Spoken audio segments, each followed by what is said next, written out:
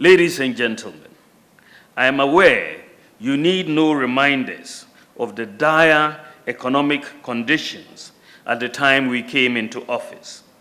You lived and breathed it, and bore the human cost of the economic mismanagement that was visited upon us by the NDC government.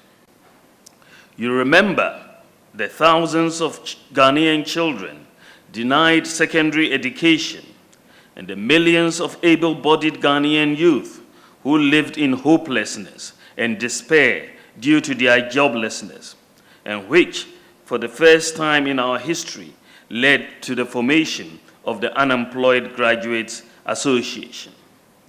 You remember being told, and I quote, that I am not a magician to create jobs, end quote.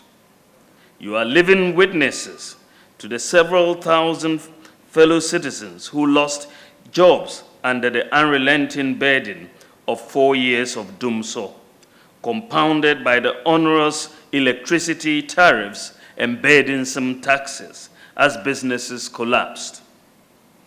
You remember that trainee nurses and teachers' allowances were cancelled. Millions of Ghanaians were unable to get cover under a collapsed National Health Insurance Scheme as cash and carry reared its ugly head, again because of the inability of government to pay service providers. The National Ambulance Service was collapsing. You remember the 3-month pay policy for teachers, the problem of availability of textbooks and even chalk in schools, the freeze on recruitment into the public sector. This means that the government was unable to recruit people. This is why, for example, there was a backlog of trainee nurses and teachers who could not be employed after completion of their studies. You remember the Sada Guinea fowls that flew to Burkina Faso. You remember